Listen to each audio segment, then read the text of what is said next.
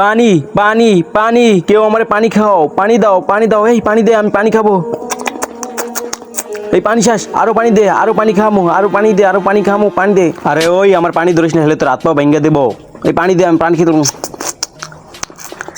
আরো পানি দে, আরো পানি দে, আমার আরো পানি লাগবে, তাড়াতাড়ি পানি দে, আমার আরো পিপাসা লাগবে, আমার অনেক পানি লাগবে।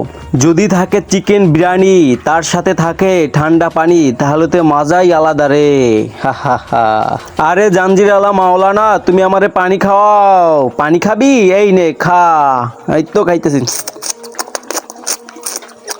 আরো পানি দাও, আরো পানি লাগবে আমার, তাড়াতাড়ি পানি দাও, আমি সব পানি খাইলাম পৃথিবীর। আরে ও এত পানি খাইতেছে কা, মনে হয় ওর উপরে শয়তান ভর করছে, দাঁড়া।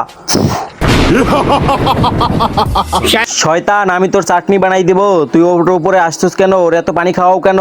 কারণ ও যে করছে তার ফল ওকে তো পাইতেই হবে। একটা অনাথ শিশু ওর কাছে পানি চাইছে, ও তাকে পানি না দিয়ে পানিগুলো মাটিতে ফেলেই দিছে, তাই আমি ওকে মারব। ও পানি খাওয়াই নাই ওরে, আজকে তো আমি মাইরেই ফেলাবো। এই পৃথিবীর সব পানি ওরে খাওয়াইয়া ওর পেট আমি ফাটাইয়া দিব। আউযুবিল্লাহি মিনাশ শাইতানির রাজিম, বিসমিল্লাহির রহমানির রহিম।